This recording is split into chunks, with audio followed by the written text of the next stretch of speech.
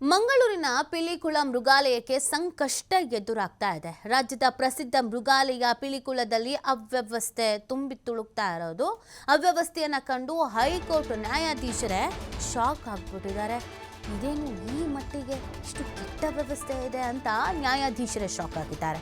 ತಕ್ಷಣ ಮೃಗಾಲಯವನ್ನು ಬಂದ್ ಮಾಡಿ ಅಂತ ಸೂಚನೆ ಕೊಟ್ಟಿದ್ದಾರೆ.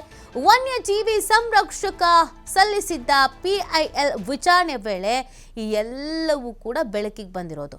ಪ್ರಾಣಿಗಳ ಫೋಟೋ ನೋಡಿ ನ್ಯಾಯಪೀಠ ಅಸಮಾಧಾನವನ್ನ ವ್ಯಕ್ತಪಡಿಸಿದೆ. ಪ್ರಾಣಿಗಳ ಸ್ಥಿತಿ ಹೀಗಿದ್ರೆ ತಕ್ಷಣ ಪಾರ್ಕನ್ನು ಬಂದ್ ಮಾಡಿ ಅಂತ ಹೇಳ್ತಾ ಇರೋದು. ರಾಜ್ಯ ಸರ್ಕಾರಕ್ಕೆ ಹೈಕೋರ್ಟ್ ಖಡಕ್ ಎಚ್ಚರಿಕೆಯನ್ನ ನೀಡ್ತಾ ಇದೆ.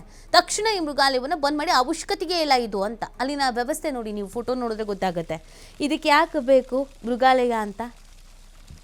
ಎಷ್ಟೆಷ್ಟು ಕೋಟಿ ಖರ್ಚು ಮಾಡಿರ್ತಾರೆ, ಇದಕ್ಕೆ ಅಂತ ವ್ಯವಸ್ಥೆ ಇರುತ್ತೆ.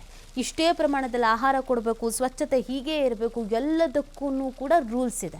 ಆಮೇಲೆ ಈ ಪಿಲಿಕುಳದ್ದು ಮೃಗಾಲಯದ ಬಗ್ಗೆ ಇದೇ ಮೊದಲ ಬಾರಿ ಏನಲ್ಲ, ಸಾಕಷ್ಟು ವರ್ಷಗಳಿಂದಲೂ ಇದೇ ಕತೆ. ಇಲ್ಲಿ ಸಮಸ್ಯೆ ಇದೆ, ಅವ್ಯವಹಾರ ನಡೆಯುತ್ತೆ, ಎಲ್ಲ ಸರಿ ಇಲ್ಲ, ಪ್ರಾಣಿಗಳಿಗೆ ಹಿಂಸೆ ಆಗ್ತಾ ಇದೆ, ಸಾವು ನೋವು ಸಂಭವಿಸ್ತಾ ಇದೆ, ಒಂದು ಮೇಂಟೆನೆನ್ಸ್ ಅನ್ನೋದು ಇಲ್ಲ. ಇದು ಮೊದಲಿಂದಲೂ ಕೂಡ ಇದೆ, ಅಂದರೆ ಎಚ್ಚೆತ್ಕೊಂಡಿಲ್ಲ. ಸೊ ಇದೀಗ ವನ್ಯಜೀವಿ ಸಂರಕ್ಷಕ ಸಲ್ಲಿಸಿದ PIL ವಿಚಾರಣೆ ವೇಳೆ ಒಂದಷ್ಟು ಫೋಟೋ ಸಬ್ಮಿಟ್ ಮಾಡಿದ್ದಾರೆ ಅವರು.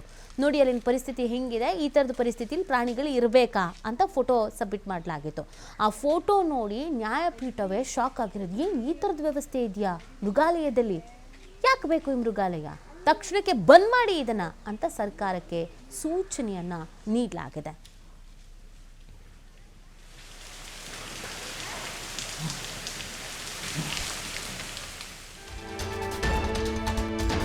ಅಧಿಕಾರಿಗಳ ಬೇಜವಾಬ್ದಾರಿಯಿಂದ ಮೃಗಾಲಯಕ್ಕೆ ಬೀಳುತ್ತಾ ಬೀಗ ಅನ್ನೋ ಪ್ರಶ್ನೆ.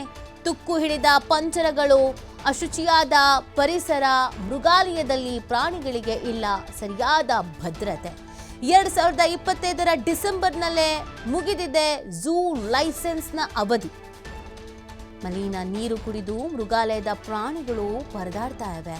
ಕರಾವಳಿಯ ಪ್ರವಾಸಿ ತಾಣದ ಅವ್ಯವಸ್ಥೆಗೆ ಪ್ರಾಣಿ ಪ್ರಿಯರು ಆತಂಕವನ್ನು ವ್ಯಕ್ತಪಡಿಸ್ತಾ ಇದ್ದಾರೆ. 2025 ಡಿಸೆಂಬರ್ನಲ್ಲಿ ಲೈಸೆನ್ಸ್ ಮುಗಿದೋಗಿದೆಯಂತೆ. ಎಲ್ಲ ತೂಕಿಡಿದು ಕೂತಿದೆ. ನೆಟ್ಟಿಗೊಂದು ಕುಡಿಯೋ ನೀರಿನ ವ್ಯವಸ್ಥೆನೂ ಇಲ್ಲ. ಇಂಥ ಸಂಪತ್ತಿಗೆ ಬೇಕಾ ಇದು? ಯಾಕೆ ಆ ಪ್ರಾಣಿಗಳಿಗೆ ಹಿಂಸೆ ಮಾಡಬೇಕು ಪಾಪ? ಅಸಮಾಧಾನ ವ್ಯಕ್ತವಾಗ್ತಾ ಇದೆ. ಯಾರು ಇದರ ವಿಚಾರಕರು, ಸಂಬಂಧಪಟ್ಟವರು ಏನು ಕೆಲಸ ಮಾಡ್ತಾ ಇದ್ದಾರೋ, ಅದು ಏನು ಮೇಂಟೆನೆನ್ಸ್ ಮಾಡ್ತಾ ಇದ್ದಾರೋ ಗೊತ್ತಿಲ್ಲ. ಕಾಟಾಚಾರಕ್ಕೆ ಮಾಡ್ತಾ ಇದ್ದಂಗೆ ಕಾಣಿಸ್ತಾ ಇದೆ. ಒಂದು ಟೈಮಲ್ಲಿ ಇದು ಎಷ್ಟು ಫೇಮಸ್ ಹೇಳಿ, ಎಷ್ಟು ಫೇಮಸ್ ಪ್ರವಾಸಿ ತಾಣ ಹೇಳಿ ಇದು. ಈಗಾಗಲೇ ಪ್ರಾಣಿಗಳೆಲ್ಲ ನಶಿಸಿ ಹೋಗ್ತಾ ಇದೆ. ಅಲ್ಲೊಂದು ಇಲ್ಲೊಂದು ನೋಡೋದಕ್ಕೆ ಸಿಗ್ತಾ ಇವೆ. ಇರೋ ಮೃಗಾಲಯದಲ್ಲೂ ಈ ಥರದ ವ್ಯವಸ್ಥೆ ಆದರೆ ಮೃಗಾಲಯಗಳಿಗೆ ಹಾಕಬೇಕು. ಒಣ್ಕೊಂಡು ಕೂತಿದ್ದಾವೆ ನೋಡಿ ಪಾಪ ಎಲ್ಲ ಪ್ರಾಣಿಗಳು. ನೆಟ್ಟಿಗೆ ಆಹಾರ ಇಲ್ಲ, ನೆಟ್ಟಿಗೆ ನೀರಿಲ್ಲ, ಏನೂ ಇಲ್ಲ. ಕಾಟಾಚಾರಕ್ಕೆ ಒಂದು ಮೃಗಾಲಯ ನಡೆಸ್ತಾ ಇದ್ದಾರೆ.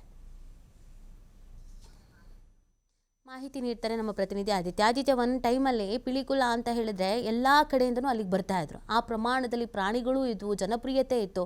ಬರ್ತಾ ಈ ಹಂತಕ್ಕೆ ಲೈಸೆನ್ಸ್ ಮುಗ್ದೋಗಿದ್ದು ಗೊತ್ತಿಲ್ಲದಿರೋಷ್ಟು ಕಾಟಾಚಾರ, ಬೇಜವಾಬ್ದಾರಿ ಕೆಲಸ ಯಾಕೆ ಅಂತ ನೀತಿ ನಿಜಕ್ಕೂ ಕೂಡ ಬಹಳ ಒಂದು ಆತಂಕಕಾರಿ ಮತ್ತು ಬೇಸರದ ವಿಚಾರ ಇದು. ಯಾಕಂದ್ರೆ ಮಂಗಳೂರಿನ ಪ್ರವಾಸಿ ತಾಣಗಳ ಪೈಕಿ ಹೆಚ್ಚು ಪ್ರಸಿದ್ಧತೆಯನ್ನ ಪಡೆದಿರುವಂತದ್ದು ಪಿಲಿಕುಳದ ಒಂದು ಮೃಗಾಲಯ. ಅದು ಈಗಿನ ವ್ಯವಸ್ಥೆಗಲ್ಲ, ಹಿಂದೆ ಅಂದ್ರೆ ಗತ ಕಾಲದಲ್ಲಿ ಸಾಕಷ್ಟು ಪ್ರಸಿದ್ಧಿಯನ್ನ ಪಡೆದಿತ್ತು.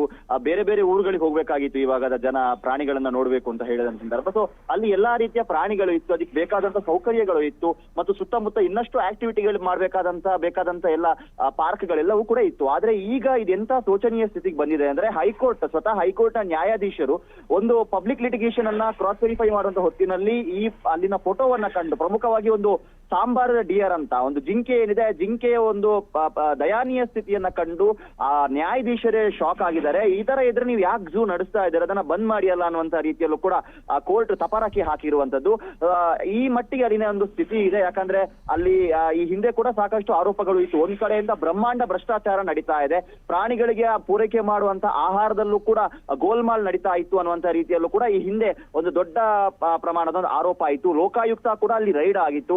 ಆ ಬಳಿಕ ಪ್ರಾಣಿಗಳಲ್ಲಿ ನೋಡುವಂತ ಸಂದರ್ಭದಲ್ಲಿ ಪ್ರಾಣಿಗಳು ಸೊರಗಿ ಹೋಗುವಂತದ್ದು, ಸರಿಯಾದ ವ್ಯವಸ್ಥೆಗಳಿಲ್ಲ. ಅಂದ್ರೆ ಅವುಗಳಿಗೆ ಕೊಡುವಂತ ಕೇಜ್ಗಳಾಗಿರ್ಬೋದು, ಬೋನ್ಗಳು ಏನಿದೆ ಅದೆಲ್ಲವೂ ಕೂಡ ತುಕ್ಕು ಹಿಡಿದ ಪರಿಸ್ಥಿತಿಯಲ್ಲಿ ಇರುತ್ತೆ. ಮತ್ತು ಮಲಿನ ನೀರನ್ನೇ ಪ್ರಾಣಿಗಳು ಸೇವನೆ ಮಾಡಬೇಕಾದಂತ ಪರಿಸ್ಥಿತಿ ಇರುತ್ತೆ. ಒಂದು ಸರಿಯಾದ ಮೇಂಟೆನೆನ್ಸ್ ಇರೋದಿಲ್ಲ ಮತ್ತು ಪ್ರಾಣಿಗಳು ಕೂಡ ನೋಡೋದಕ್ಕೆ ಅಂತ ಏನು ಬಲಾಢ್ಯವಾಗಿ ಕಾಣಿಸೋದಿಲ್ಲ. ಹಾಗಾಗಿ ಜನ ಕೂಡ ಇದರ ಬಗ್ಗೆ ಬಹಳ ಅಸಮಾಧಾನಗಳನ್ನ ವ್ಯಕ್ತಪಡಿಸ್ತಾ ಇದ್ರು. ಬೇರೆ ಬೇರೆ ಭಾಗದಿಂದ ಬರುವಂತ ಪ್ರವಾಸಿಗರು ಕೂಡ ಬಹಳ ಎಕ್ಸ್ಪೆಕ್ಟೇಷನ್ ಅನ್ನು ಇಟ್ಕೊಂಡು ಪಿಲಿಕುಳದ ಒಳಗೆ ಹೋದ ಸಂದರ್ಭ ಈ ತರದ ಪರಿಸ್ಥಿತಿಗಳನ್ನ ಕಂಡು ಅವರೇ ಒಂಥರ ಶಾಕಿಗೆ ಒಳಗಾಗಿದ್ರು. ಈಗ ಹೈಕೋರ್ಟ್ ಸದ್ಯ ತಪಾರಾಕಿ ಹಾಕಿದೆ.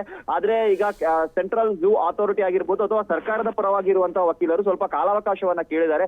ನಮ್ಗೊಂದು 2 ವಾರ ಟೈಮಿಂಗ್ ಕೊಡಿ, ನಾವು ಅದಕ್ಕೆ ಪ್ರತಿಕ್ರಿಯೆಯನ್ನ ನೀಡ್ತೀವಿ ಅನ್ನುವಂತ ರೀತಿಯಲ್ಲಿ ವನ್ಯಜೀವಿ ಸಂರಕ್ಷಕ ಭುವನ್ ಅನ್ನುವಂತವರು ಈ ಒಂದು ಸಾರ್ವಜನಿಕ ಹಿತಾಸಕ್ತಿಯ ಅರ್ಜಿಯನ್ನ ಹಾಕಿದ್ರು. ಅದರ ಒಂದು ಫೋಟೋ ಅಂದ್ರೆ ಆ ಡಿಯರ್ ಫೋಟೋವನ್ನ ಕಂಡು ಈಗ ಕೋರ್ಟ್ ತಪಾರಾಕಿ ಹಾಕಿರುವಂತದ್ದು. ಇನ್ನು ಸಾಕಷ್ಟು ವಿಚಾರಗಳು ಇದರಲ್ಲಿ ಉಲ್ಲೇಖ ಆಗಿದೆ. ಹಾಗಾಗಿ ಫೆಬ್ರವರಿ 2ನೇ ತಾರೀಕಿಗೆ ಇದರ ಸಂಬಂಧಪಟ್ಟಂತ ವಿಚಾರಣೆ ಮುಂದುವರಿಲಿಕ್ಕಿದೆ. ಈ ನಡುವೆ ಮಂಗಳೂರು ಭಾಗದ ಜನ ಆಗಿರ್ಬೋದು ಅಥವಾ ಪ್ರಾಣಿ ಪ್ರಿಯರಿಗೆ ಒಂದು ದೊಡ್ಡ ಆತಂಕ ಕಾಡ್ತಾ ಇದೆ. ಅಂದ್ರೆ ಪಿಲಿಕುಳ ಝೂಗೆ ಏನಾದ್ರೂ ಬೀಗ ಬೀಳುತ್ತಾ ಅಥವಾ ಆ ಮೃಗಾಲಯ ಏನಾದ್ರೂ ಕ್ಲೋಸ್ ಆಗುತ್ತಾ ಅನ್ನುವಂತ ರೀತಿ ಆತಂಕ ಕೂಡ ಸಾರ್ವಜನಿಕರಲ್ಲಿ ಮೂಡಿದೆ. ಹಾಗಾದ್ರೆ ಇನ್ನಾದ್ರೂ ಸರ್ಕಾರ ಮತ್ತು ಜಿಲ್ಲಾಡಳಿತ ಎಚ್ಚೆತ್ತುಕೊಂಡು ಆ ಮೃಗಾಲಯಕ್ಕೆ ಏನೆಲ್ಲ ನ್ಯಾಯವನ್ನ ಸಲ್ಲಿಕೆ ಮಾಡಬೇಕು ಅದನ್ನ ಸಲ್ಲಿಕೆ ಮಾಡುವತ್ತ ಹೆಚ್ಚಿನ ಗಮನವನ್ನ ವಹಿಸಬೇಕಾಗಿದೆ. ಆದಿತ್ಯ, ಅಂದ್ರೆ ಹಿಂದೆನೂ ಕೂಡ ಇದೇ ತರದ ಸುದ್ದಿ ಆಗಿತ್ತು, ಸದ್ದು ಮಾಡಿತ್ತು. ಆಗಿಂದ ಇಲ್ಲಿವರೆಗೂ ಯಾರಾದ್ರೂ ಬರೋದು, ನೋಡೋದು, ಮೇಂಟೆನೆನ್ಸ್ ಬಗ್ಗೆ ತಲೆ ಕೆಡಿಸ್ಕೊಳ್ಳುವಂಥದ್ದು ಈ ತರದ್ ಏನೂ ಆಗೇ ಇಲ್ವಾ ಆದಿತ್ಯ? ಆ ನೀತಿ ಅಂದ್ರೆ ನಿರಂತರವಾಗಿ ಈ ತರದ ಹೋರಾಟಗಳು ಬಹಳ ತೀವ್ರ ಸ್ವರೂಪವನ್ನ ಪಡೆದುಕೊಂಡಂತ ಸಂದರ್ಭದಲ್ಲಿ ಏನು ಸೆಂಟ್ರಲ್ ಝೂ ಅಥಾರಿಟಿ ಒಂದು ಶೋಕಾಸ್ ನೋಟಿಸ್ ಅನ್ನ ಕೂಡ ಅವರು ನೀಡಿದ್ರು. ಆ ಶೋಕಾಸ್ ನೋಟಿಸ್ ಅನ್ನ ನೀಡಿ ಒಂದು ಎಚ್ಚರಿಕೆಯನ್ನ ಸಂದೇಶವನ್ನ ರವಾನೆ ಮಾಡುವಂತ ಕೆಲಸವನ್ನ ಮಾಡಿದ್ರು. ಆ ಸಂದರ್ಭದಲ್ಲಿ ಸ್ವಲ್ಪ ಸುಧಾರಣೆ ಆಗುತ್ತೆ ಅನ್ನುವಂತ ರೀತಿಯ ಭರವಸೆಗಳಿದ್ರು ಕೂಡ ಅದೆಲ್ಲವೂ ಕೂಡ ಕಾಟಾಚಾರಕ್ಕೆ ಮಾತ್ರ ಸೀಮಿತವಾಗಿತ್ತು. ದೊಡ್ಡ ಪ್ರಮಾಣದ ಯಾವುದೇ ರೀತಿಯ ಒಂದು ಅಭಿವೃದ್ಧಿಗಳೆಲ್ಲ ಆಗಿರ್ಲಿಲ್ಲ.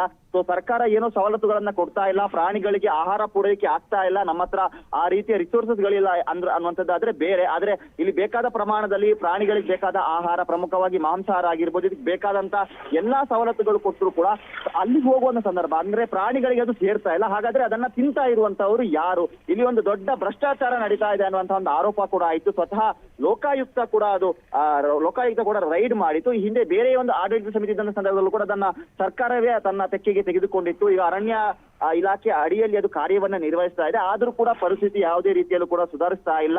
ಸೆಂಟ್ರಲ್ ಝೂ ಅಥಾರಿಟಿ ಇದರ ಬಗ್ಗೆ ಹೆಚ್ಚಿನ ಗಮನವನ್ನ ವಹಿಸಬೇಕು. ಕೇಂದ್ರ ಸರ್ಕಾರ ಮತ್ತು ದಕ್ಷಿಣ ಕನ್ನಡ ಜಿಲ್ಲಾಡಳಿತ ಕೂಡ ಹೆಚ್ಚಿನ ಗಮನವನ್ನ ವಹಿಸಿ ಈ ಒಂದು ಮೃಗಾಲಯ ಏನಿದೆ ಇದನ್ನ ಉಳಿಸುವಂತ ಕೆಲಸಕ್ಕೆ ಮುಂದಾಗಬೇಕು. ಮಂಗಳೂರಿಗೆ ಸ್ಮಾರ್ಟ್ ಸಿಟಿ ಅನ್ನುವಂತ ಬಿರುದು ಇದೆ. ಪ್ರವಾಸಿಗರು ಎಲ್ಲ ಎಕ್ಸ್ಪೆಕ್ಟೇಷನ್ ಗಳನ್ನ ಇಟ್ಕೊಂಡ್ ಬರ್ತಾರೆ. ಆದ್ರೆ ಒಂದು ಮೃಗಾಲಯ ಈ ತರ ಆಗಿ ಮುಂದೆ ಏನಾದ್ರೂ ಬಂದಾದ್ರೆ ಅದು ದೊಡ್ಡ ಒಂದು ಕಳಂಕದ ರೀತಿಯಲ್ಲೇ ಪರಿಣಮಿಸುತ್ತೆ. ನೀತಿ. ಓಕೆ, ಥ್ಯಾಂಕ್ ಯು ಆದಿತ್ಯ ದಮನ ಡೀಟೇಲ್ಸ್ಗೆ.